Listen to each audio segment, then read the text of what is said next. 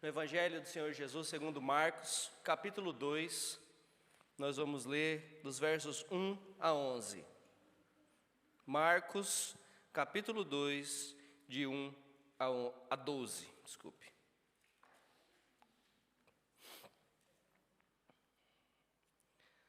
Amém? Acharam aí? Poucos dias depois, tendo Jesus entrado novamente em Cafarnaum, o povo ouviu falar que ele estava em casa. Então muita gente se reuniu ali, de forma que não havia lugar nem junto à porta, e ele lhes pregava a palavra. Vieram alguns homens trazendo-lhe um paralítico, carregado por 4 deles.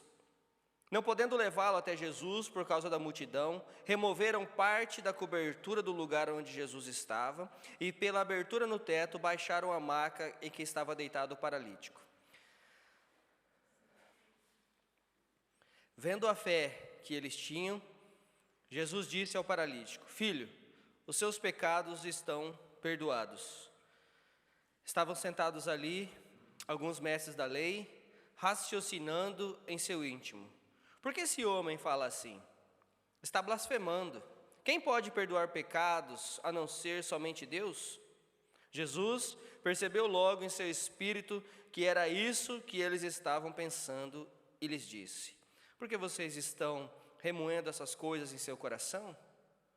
Que é mais fácil dizer ao paralítico: os seus pecados estão perdoados? Ou levante-se, pegue a sua maca e ande. Mas para que vocês saibam que o Filho do Homem tem na terra autoridade para perdoar pecados, disse ao paralítico: eu lhe digo, levante-se, pegue a sua maca e vá para casa. Ele se levantou, pegou sua maca e saiu à vista de todos, que atônitos glorificaram a Deus, dizendo: nunca vimos nada igual. Amém, Senhor. Amém. Que possamos sair daqui com essa consciência, Senhor Deus, atônitos diante da Tua grandeza, diante da Tua majestade, diante do Teu poder. Obrigado, porque assim como aquele homem, um dia aprisionado, nós também estávamos aprisionados nos nossos pecados. Mas o Senhor, assim como o Senhor fez lá então, fez também conosco e pode fazer ainda hoje, nos libertar. E uma vez libertos por Ti, somos verdadeiramente libertos, ó Pai. Obrigado pela salvação que nós temos em Cristo Jesus. Obrigado pelo Teu poder, pela Tua graça e misericórdia que nos alcança a cada dia. É no nome santo de Jesus que nós oramos. Amém. Amém. Irmão, gostaria de fazer uma pergunta para vocês antes de começar. O que seria a coisa mais valiosa que você poderia oferecer a um amigo? Pense comigo. Pense comigo. O que seria a coisa mais valiosa que você poderia oferecer a um amigo? Hã? Tempo? A vida? O Evangelho? O que mais? Alguns diriam o amor, a sua verdadeira amizade, dinheiro, por que não? Vai dizer que você não pensou em dinheiro. Seu carro, favores, o que seria? Eu concordo com a Adriana. A coisa mais valiosa que eu posso oferecer a um amigo é o Evangelho. É falar da salvação de Jesus Cristo para esse amigo. Nós vamos aprender junto essa noite acerca disso.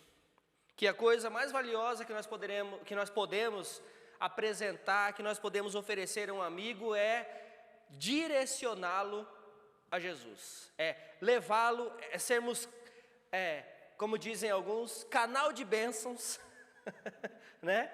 Para direcionar os nossos amigos a Jesus. E essa é a coisa mais importante, mais valiosa que nós podemos oferecer. Hoje nós voltaremos a falar de encontros, né?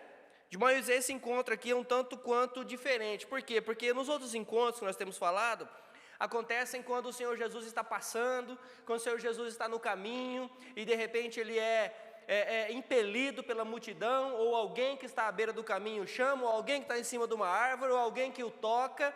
Então ele está passando pelo caminho. Então essas pessoas vêm até o Senhor Jesus e eles são extraordinariamente curados, sarados, salvos.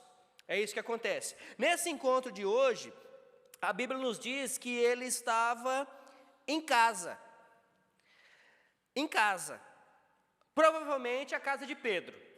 Porque a casa de Pedro em Cafarnaum se tornou como se fosse um quartel-general do Senhor Jesus. O Senhor Jesus ia para suas viagens, saía dos lugares e quando voltava para Cafarnaum, era na casa de Pedro que ele ficava, né? Então, nós sabemos que provavelmente aqui, eu estou dizendo provavelmente, alguns estudiosos dizem que sim, muitos poucos dizem que não era, mas eu, vamos dizer assim, vou ficar com a maioria que fala é boa, então fica a maioria que fala que é boa, né, pastor Cleber? Quem fala que não é uns meia boca aí, então não vou não. Então, nós sabemos que provavelmente aqui era a casa de Pedro, ok? Então, segundo Warren Wiersbe, que é um nome bem esquisito, inclusive, mas um teólogo muito bom, ele olhou para esse momento e ele conseguiu talvez expressar para nós uma coisa que eu achei muito interessante e gostaria de compartilhar com vocês. Ele, no seu comentário, diz que Jesus, ao olhar ao redor, imagine você, Jesus, dentro de uma casa abarrotada de pessoas, sem espaço para sair nem para entrar, de repente começa a escutar um burburinho no teto, né? Imagina a cena. Então, ao olhar essa cena toda, o Senhor Jesus, ele pensou, ou ele viu 4 cenas diferentes, ok? A primeira delas, Jesus, ele olha para cima e vê 4 homens se esforçando para trazer o seu amigo paralítico aos seus pés. Exemplos de iniciativa, união, perseverança e fé, coisas que a amizade precisa ter. Iniciativa, união, perseverança e fé. Depois, Jesus olha para baixo e vê aquele homem doente, deitado na maca. Doente não só no corpo, mas também na alma. E notem que, primeiro, o Senhor Jesus vai onde mais importa. Porque o Senhor Jesus, ele conhece, ele sabe das nossas reais prioridades. Muitas vezes nem nós sabemos quais são as nossas prioridades, mas o Senhor Jesus, ele sabe. Primeiro, ele cura a alma, porque ele diz primeiro que os seus pecados estão perdoados. Depois, ele cura a enfermidade do corpo. Levanta, pega a sua maca e vá para casa. Então, o Senhor Jesus enxerga isso. Depois, ele olha ao redor e vê os opositores, que na verdade estavam ali somente para confrontá-lo. E depois, Jesus então olha para dentro, não dele mesmo, mas para dentro dos outros, e enxerga o coração daqueles homens que estavam ali, achando uma maneira de acusá-lo, de incriminá-lo para que ele fosse preso. Então, olha a cena, vamos imaginar a cena. Então, nós queremos ver primeiro essa noite, gostaria de ver primeiro com vocês a atitude dos amigos. Atitude dos amigos. Claro que assim como eu, a primeira coisa que vem à mente quando nós vemos as atitudes, a atitude desses homens, é o amor que eles tinham por esse amigo. Eles fariam qualquer coisa,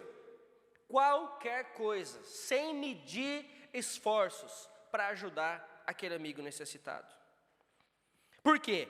Porque eles estavam convictos, eles tinham uma fé firme que, com certeza, se eles conseguissem levar aquele homem aos pés de Jesus, aquele homem seria curado. Eles entenderam perfeitamente, irmãos, prestem atenção nisso. Eles entenderam perfeitamente e claramente o que nós muitas vezes não entendemos. Que não somos capazes de nada, muito menos de converter alguém. Muito menos de converter alguém. O nosso papel é direcionar, levar, encaminhar pessoas aos pés de Cristo, e o resto é Ele que faz. Como dizem as Escrituras, nós lançamos a semente, quem é que dá o crescimento? É o próprio Deus, não somos nós. Então eles entenderam perfeitamente aquilo que nós demoramos para entender.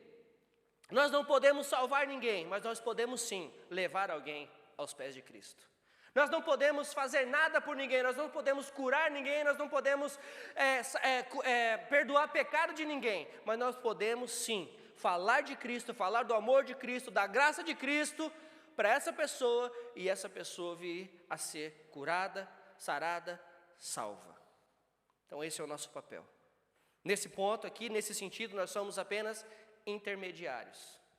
Nós estamos servindo de intermediários. Nós estamos pregando, ensinando, para que essas pessoas, ao ouvir a palavra, elas tenham fé e o Espírito Santo as direcione a se achegar a Jesus. Esses homens tiveram visão. Isso é o que nós também devemos ter. Então, quando nós temos uma visão acerca de algo, nós não medimos esforços, não é verdade? Eu vejo tanta gente com tanta visão, você não vê? Tem tanta gente com tanta visão, e eles não medem esforços para alcançar aquele objetivo. Que bom seria se também assim agíssemos quando nós tivermos a visão, olha, eu tenho essa pessoa aqui, eu preciso pregar o evangelho para ela, eu preciso apresentar Jesus para ela, eu preciso falar de Cristo para ela. Nós temos que ter esse tipo de visão. A nossa visão de apresentar a Cristo para os nossos amigos, para os nossos amados. Dentro dessa visão, nós vemos também a determinação desses homens. Eles não se importaram com os obstáculos. Eles poderiam ter dito, amigo, olha, nós até gostaríamos de levar você até Jesus, mas dá uma olhada na situação. Está cheio de gente, eles não vão deixar nós passar. O Senhor Jesus está lá dentro da casa, está pregando, está ensinando, não tem lugar na porta. A sua maca, você já é pesado, você em cima dessa maca fica mais pesado ainda, porque não fica sem jeito de levar. Não vai ter jeito. Eles poderiam ter dito isso, não. E teria sido até uma desculpa bem razoável, né? Porque realmente era difícil, a situação realmente era difícil. Mas vamos imaginar então a cena. Vamos lembrar o seguinte, vamos saber que as casas daquele lugar, naquela época do Senhor Jesus, nós já sabemos que Israel, a terra de Israel é uma terra quente. Não é isso? Uma terra quente. E para as épocas mais quentes, as casas eram construídas, não todas, mas a grande maioria das casas eram construídas com o teto plano. Para quê? Para que em épocas muito quentes as pessoas pudessem subir no teto para se refrescar e até dormir no teto, se possível, se precisasse. Ok? Então a maioria dessas casas tinham também uma escada lateral, onde as pessoas pudessem sair da casa e subir pela escada para ir para o teto. Então vamos imaginar essa cena. Primeiro esses homens vão pela escada carregando esse paralítico na maca. Já deve ter sido uma dificuldade danada. Como é que será que eles fizeram? Amarraram o coitado na maca, como é que foi? Né? E não só eles, mas e a cabeça desse homem? Né? Será que ele estava com fé que Jesus realmente poderia curar? Ele estava botando a fé dele nos amigos que estavam carregando, que se derrubasse, né? Na verdade, o que eu acho que aconteceu ali é que provavelmente eles falaram de Cristo. Olha, Cristo pode fazer isso por você. E ele confiou nos seus amigos e falou, olha, e nós vamos te levar até lá. Ele falou, vamos embora. O que eu tenho a perder afinal? Muitas vezes, infelizmente, é assim, né? Eu não tenho nada a perder mesmo, então vamos para Cristo. Esse é o ponto, né? Infelizmente é só nessa hora. Mas tudo bem, que seja nessa hora. Quando você não tem nada mais a perder mesmo, então vamos para Cristo, amém. Glória a Deus, seja salvo então. Mas ele deve ter pensado, bom, se eu quebrar minhas pernas não vai ter problema. Né? Eu não estou sentindo nada. Exatamente. Se eu quebrar o braço, não vai ter problema, porque parece que ele era paralítico, né? Então, aliás, tetraplégico, ao que parece. Por quê? Porque para ele estar deitado numa maca, talvez ele era tetraplégico. Não sei também. A Bíblia não diz. Diz paralítico, né? Ok. Mas vamos lá. E aí, então, ele confia nos seus amigos. E aí, imaginem agora o Senhor Jesus lá pregando, imaginem eu aqui pregando para vocês, todo mundo aqui, cheio de gente, que nem está aqui agora, lotado, não dá nem para entrar mais gente. E aí, de repente, o teto começa a cair umas folhas na minha cabeça, uns pedaços de barro. O que será que acontece? Imagina, as casas, principalmente os tetos, era barro amassado, palha para dar a liga, e mais barro, e uns pedaços de madeira junto, e mais palha, e mais barro, para dar aquela coisa grossa, para ficar firme. E também para quando a chuva cair, não derreter aquilo tudo, porque barro, né? E eles começaram com a mão, tirar aquilo tudo. Nós temos que fazer um buraco aqui, imagina o tamanho do buraco, será que foi assim, será que foi assim? Como é que desceram a maca? Será que desceram assim? Será que desceram em pé? Será que desceram deitado? Como é que foi? Imagina a cena, eu gosto de imaginar a cena. E aquilo tudo acontecendo ali. Imagina a confiança que esse homem teve que ter nos seus amigos. Os amigos falam para ele, fica tranquilo, o resultado vai ser bom, vai dar bom hoje. Fica tranquilo que o resultado vai ser bom. E ele confiou. E ele confiou que Jesus realmente faria o que eles disseram que ele faria, mas ele também confiou nos seus amigos. E agora eu te pergunto, será que os nossos amigos podem confiar em nós? Será que nós realmente, quando falamos para ele, olha, Jesus vai fazer, será que eu também tenho a fé que eu estou falando que tem? Será que os nossos amigos vão olhar para mim, vão olhar para você e falar assim, não, eu vou porque eu estou vendo a fé que ele tem, eu estou vendo a fé que ela tem, eu vou confiar. Essa fé que nós precisamos demonstrar. Palavra, então, vou até passar batido, que não é esse o caso. Então, você consegue ver o tipo de relacionamento aqui? Entre esses amigos? É um relacionamento de amor, de compaixão, de confiança, de urgência. Porque tinha urgência. Nada, absolutamente nada os impediu de levar o seu amigo a Jesus. Por outro lado, a Bíblia também não fala muito, parece que não deixa muito claro sobre a fé do homem, mas fala da fé dos amigos. Tanto que o Senhor Jesus, ao olhar a fé dos amigos, diz para o paralítico. Entende? Então, veja que coisa interessante.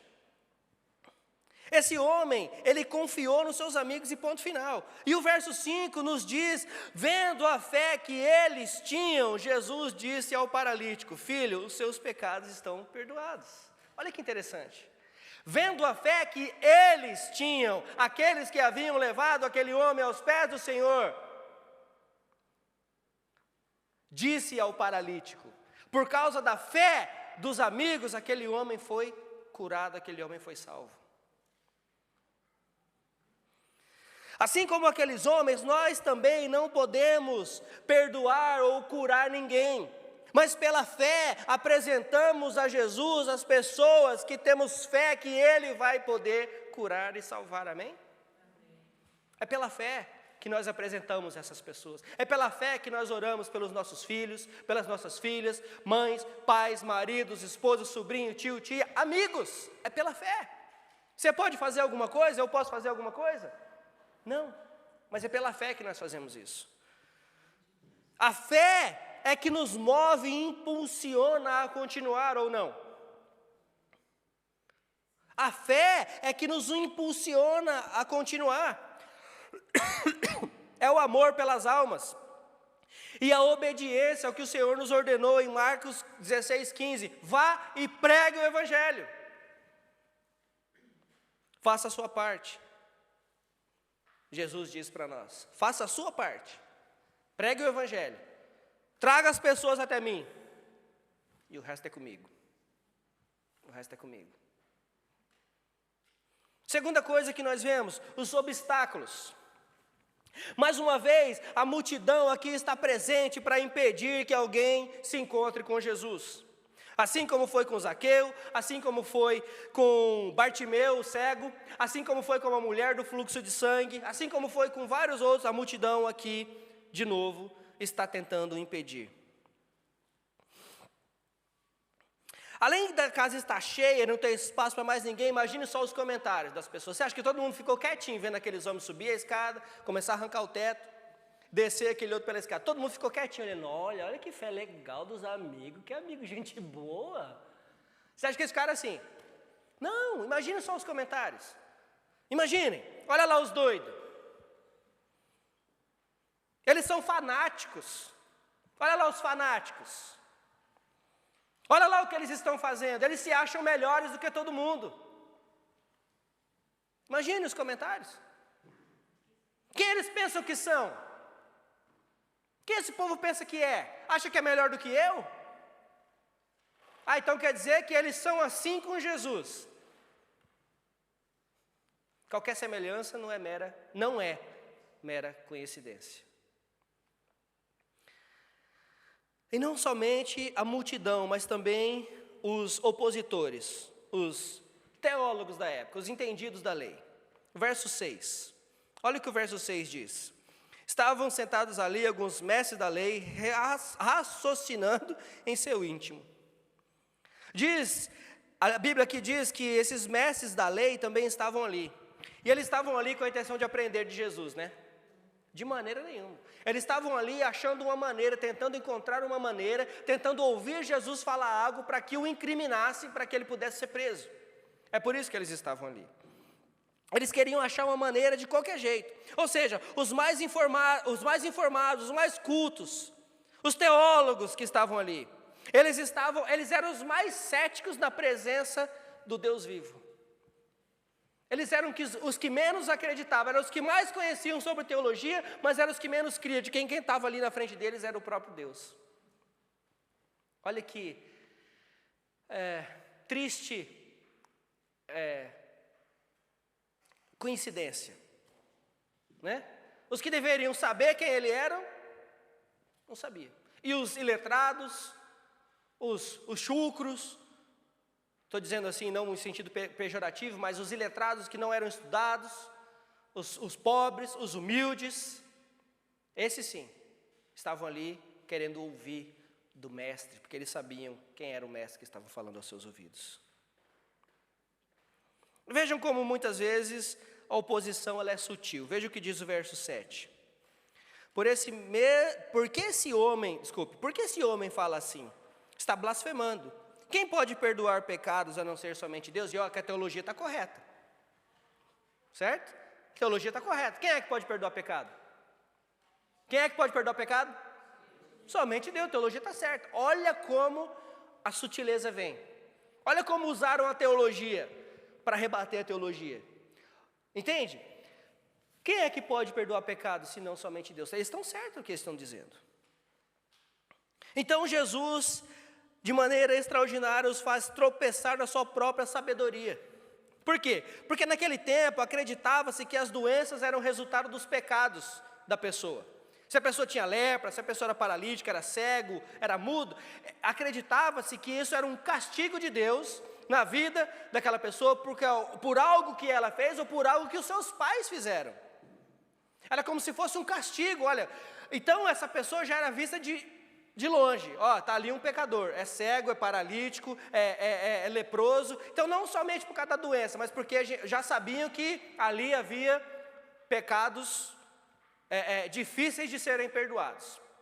E se porventura essa pessoa fosse, então, liberta da lepra, se essa pessoa voltasse a enxergar, voltasse a ouvir, voltasse a falar, voltasse a andar, então entendia-se que essa pessoa então foi perdoada dos seus pecados. O Senhor Jesus então joga na teologia deles. O Senhor Jesus então pergunta, o que é mais fácil então? Vamos lá, teólogos. O que é mais fácil então? Dizer,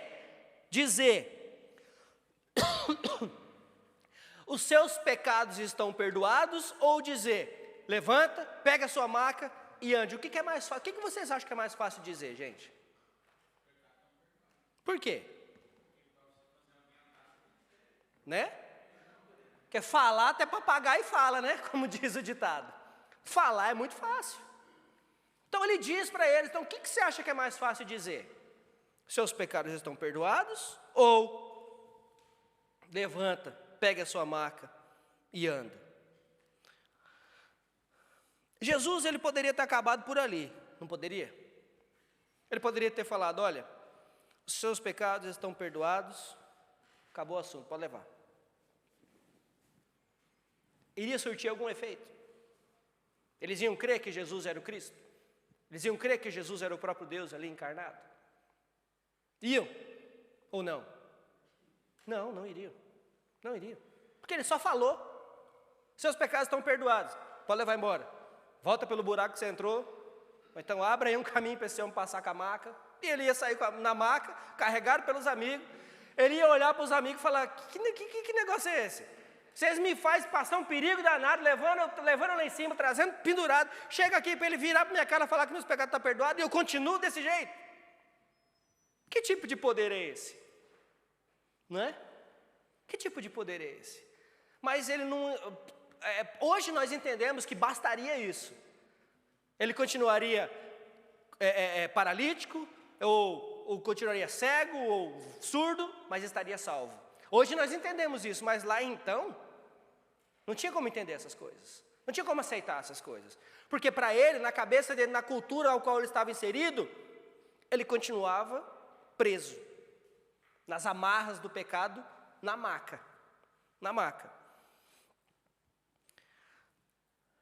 Jesus então acaba de vez com o orgulho daqueles homens, porque além de dizer, os seus pecados foram perdoados, ele também diz, levanta, pegue a sua maca e vá para casa. A prova nítida de que realmente os pecados daquele homem foram perdoados. E agora, vejam, o que se passou na cabeça daqueles homens. Gente, ele deve ser Deus mesmo. Só pode ser. Só pode ser. Só pode ser. Porque falar é uma coisa, agora falar e fazer e mandar levantar e ir embora, e adivinha o que o homem fez? Levantou, pegou a maquinha e zarpou. Não sei nem o que aconteceu com os amigos, ele chamou os amigos, abraçou os amigos, agradeceu os amigos, ele só obedeceu. O Senhor Jesus falou, levanta, pega a sua maca e vai para casa. O que ele fez? Levantou, pegou a maca e ó.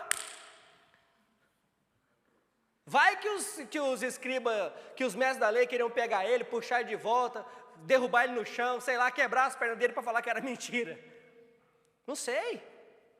O coração do homem, ele é mau, ele é capaz de muitas coisas. Mas não, eles foram perdoados. Jesus ali então se revelou de várias maneiras. Ele revelou o seu poder, primeiro lendo o pensamento daqueles homens. Imagina, você está ali pensando no seu coração, o Senhor Jesus fala, por que você está pensando isso? Eles devem ter falado, opa, como que ele sabe o que a gente está pensando? Depois demonstrou autoridade, ele demonstrou poder, porque ele leu o pensamento dos homens. Aí ele demonstra autoridade, porque ele diz que ele tem autoridade para perdoar pecados. Ele está se declarando, eu sou o próprio Deus, eu posso perdoar pecados, e não só perdoar pecados, mas eu posso salvar. É isso que ele fez. E ele demonstrou poder de novo ao curar aquele homem. O que nós aprendemos com esse maravilhoso relato das Escrituras então, irmãos? Aprendemos que uma vez que acontece verdadeiramente um encontro com o Senhor Jesus, algo extraordinário acontece. Nós precisamos aprender isso de uma vez por todas. Se você diz que se encontrou com Cristo, se você diz que você é servo de Cristo, se você diz que você é discípulo de Cristo, e a sua vida continua igual como você era antes de Cristo, então reveja os seus conceitos. Se nós continuamos vivendo exatamente da mesma maneira que nós vivíamos antes de Cristo, reveja os seus conceitos, porque não houve arrependimento, não houve perdão de pecados, e principalmente não houve salvação, coisa nenhuma. A verdade é essa.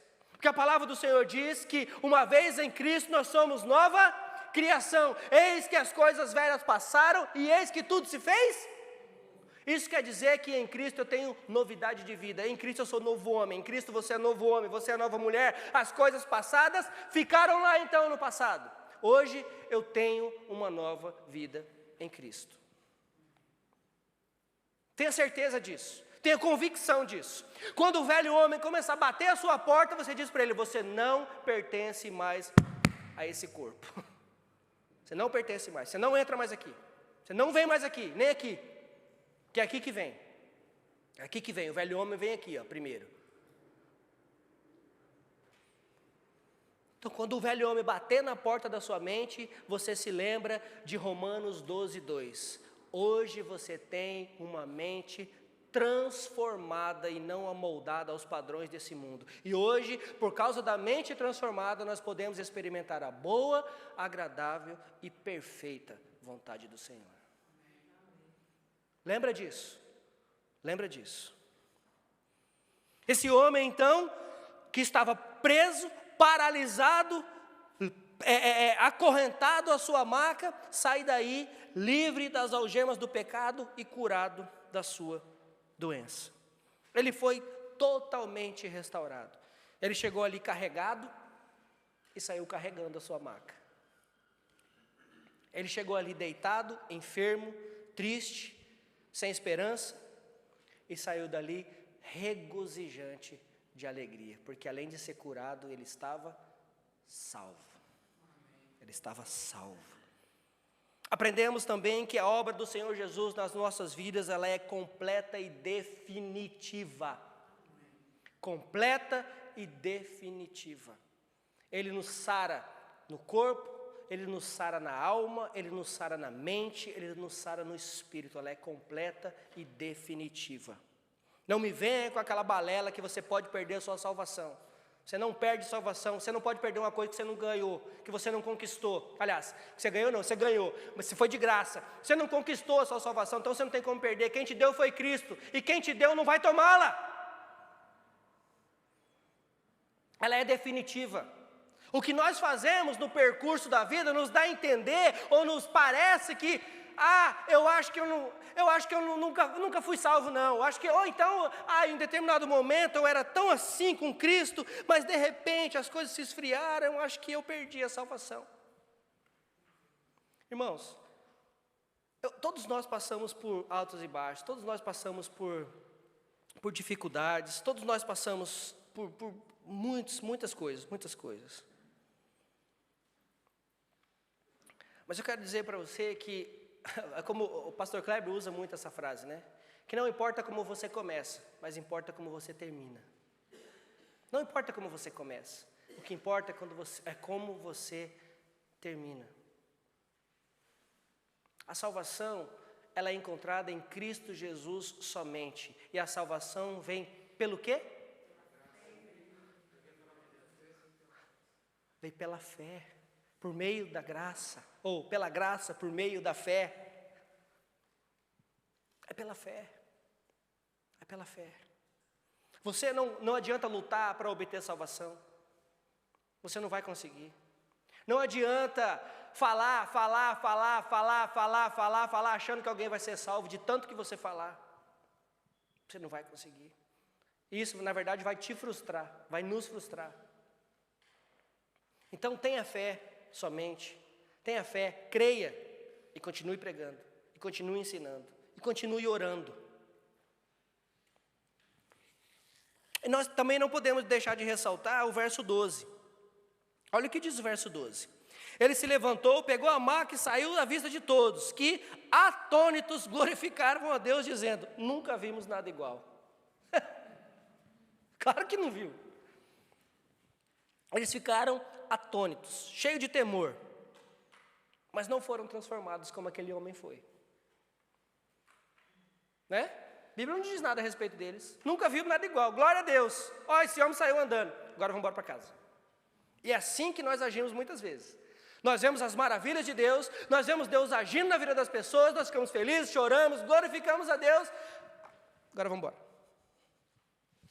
Não fazemos absolutamente nada a respeito. Não buscamos mais conhecimento, não queremos saber quem foi que fez isso, por que isso aconteceu, como é que isso acontece, como é que é isso tudo. Não.